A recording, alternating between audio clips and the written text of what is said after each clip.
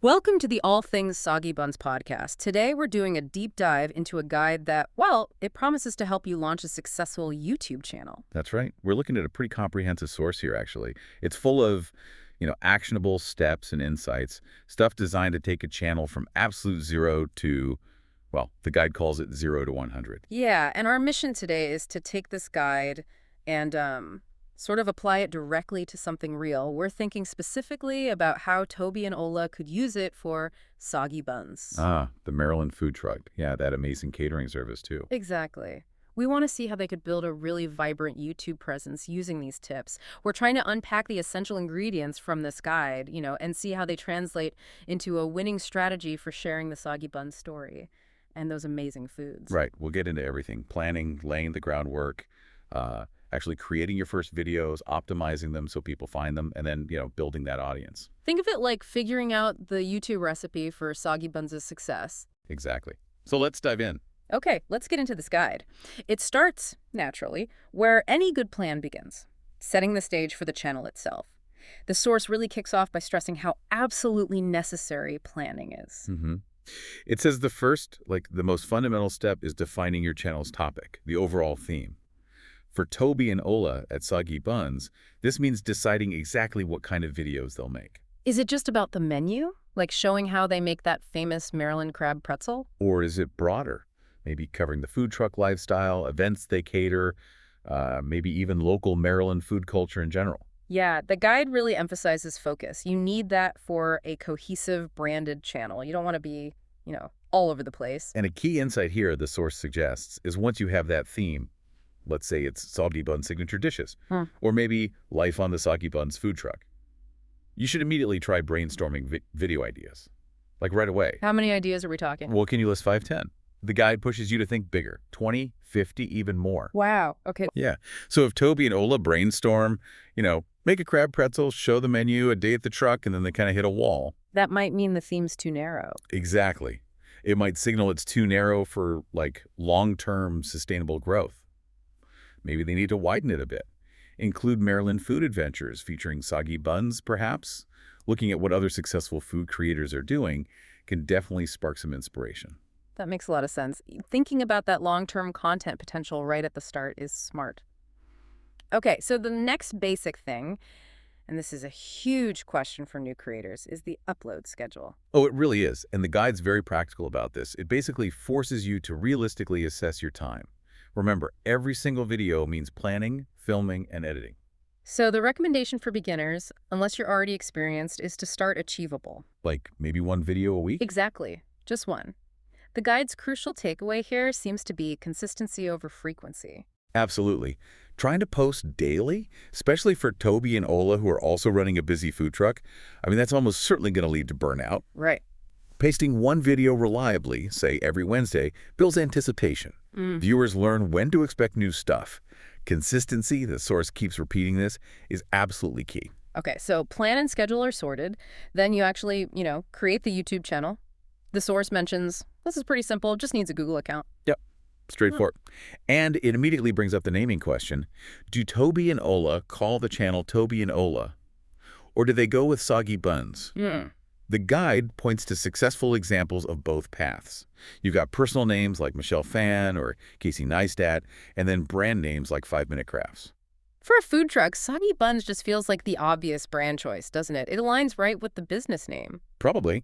And the guide wisely suggests looking at others in your niche. What are other food businesses, food trucks doing on YouTube? That can give you a feel for it. Okay, name decided. Then it's visuals. The profile picture, that's the face of the channel. Right. For Soggy Buns, that would probably be their logo, yeah. Yeah. It needs to be high quality, visually distinct, something you recognize even when it's tiny, like on a phone screen. And here's a great little trick the guide highlights. You can add that profile picture as a watermark on your videos. Oh yeah, how? Through channel customization. Viewers clicking it is just a quick way for them to subscribe. Simple, but seems really effective. That is clever. A really easy way to encourage subscriptions. Okay, then comes the biggest visual element, the channel art, the banner image. This really sets the whole look and feel, the tone. The guide mentions tools like Canva or Photoshop can help here. And it gives specific dimensions too, 2560 by 440 pixels. But the really important detail, and the guide stresses this, is the safe area. Right, the bit in the center. Yeah, 1546 by 423 pixels right in the middle. Yeah. That's where important stuff like the Soggy Buns logo, maybe the channel name, has to go. That way it's definitely visible on phones, desktops, TVs, basically everything. You don't want half your name cut off on mobile. Definitely not. Okay, so visuals are covered.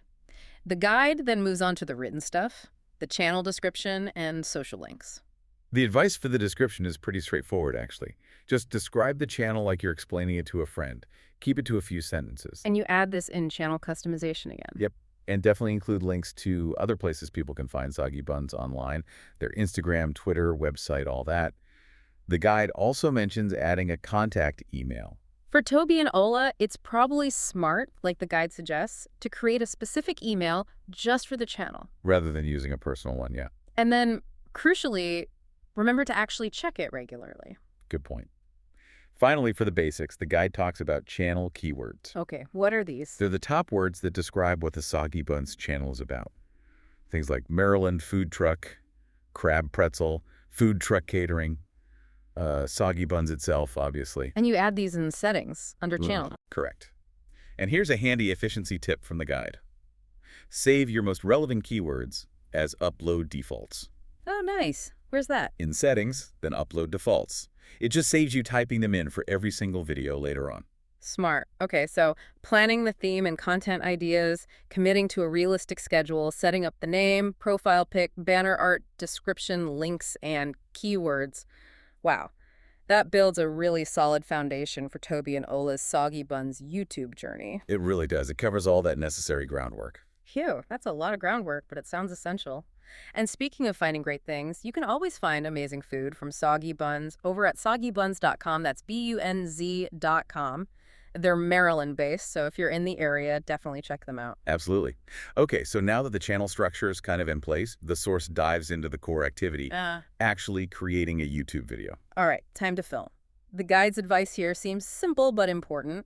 Pick one of those video ideas you brainstormed and just start recording. And you don't need fancy gear right away. Your phone is perfectly fine to start with. The guide does acknowledge it can feel awkward talking to a camera at first. Oh yeah, totally normal. But you get better with practice. The guide suggests doing multiple takes. Film more than you think you need. Why's that? Well, it ensures you capture everything you need and helps you avoid frustrating refilming later when you're editing. Like, oh no, I missed that shot. Makes sense.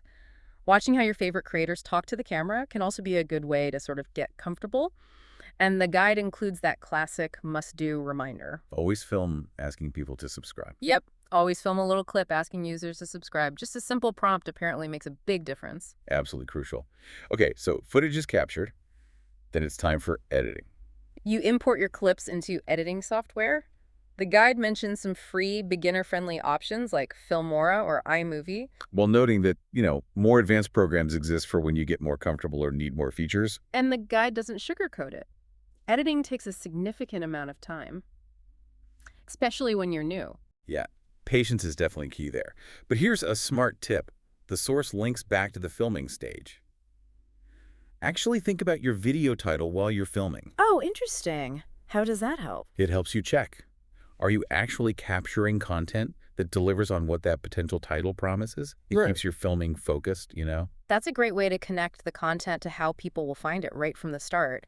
And as you get more comfortable editing, you can layer in things like voiceovers, text graphics, other enhancements. And one element the guide really emphasizes is soundtracking your video, adding music and sound effects. Right. It highlights how important audio is, and it points towards sources for copyright-free options, which is a huge deal. It is. Copyright claims are a major headache for creators. So using music that is genuinely free to use won't get you those claims, has a worldwide license, and crucially can even be used in sponsored content. That's essential. The guide mentions that resources exist to show you how to find and add this kind of music into editors like iMovie or Adobe Premiere. Good to know. So once you've got your music in, made your final tweaks, you export the finished video file. But wait. Before uploading, the guide stresses one final check. Which is? Watch the exported video file from beginning to end. The quality control step. Makes sense. This is your chance to catch any last-minute glitches. Maybe the music is way too loud in one section, or the ending just drags on, or maybe something weird happened during the export itself. It's a simple step, but sounds crucial for catching errors before the world sees them. Definitely.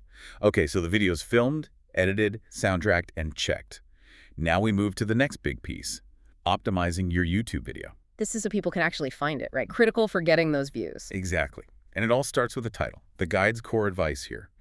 Describe the video clearly in one sentence. And the absolutely vital insight is this. Put your most important keywords right at the beginning of the title. Can you give an example, like for soggy buns? Sure. So for Toby and Ola making a video about their crab pretzel, something like Maryland crab pretzel recipe, Soggy Ben's secret is way better than watch us make our famous crab pretzel at the Soggy Buns food truck. Ah, because Maryland crab pretzel recipe is the strong search term. Put it first. Got it. Precisely. Next up is the video description. Okay, what's the advice there? Write 1 or 2 sentences summarizing what's actually in the video. And the key tip from the guide mirrors the title rule. Include all the keywords from your title, especially those strongest ones first, right there in the first couple of sentences of the description. Below that summary, add relevant links, Soggy Buns' social media, maybe links to websites or other videos you mentioned in the video. And here's a smart little optimization tactic the guide suggests. Mm-hmm. Include your general channel description and maybe your publishing schedule at the very bottom of every video description. Why do that? Well, it helps new viewers understand the channel quickly, and it also reinforces your channel's topic for YouTube's search algorithm. Clever. Okay, then comes optimizing keywords and tags. In that tag box, again, base these on your video title keywords. Right. Put your strongest video keywords first in the tag box. Then just fill it up with descriptive keywords. Like what kind of keywords? A mix. Specific terms like crab pretzel recipe, more general ones like Maryland food, food truck cooking, maybe even common misspellings people might search for. And you finish off with your standard channel keywords? Yep, like soggy buns, Toby and Ola, Maryland food truck. The guide's point is to use as many relevant keywords as possible that accurately describe the video. But, and this is important, absolutely avoid adding irrelevant ones just to trick people into clicking.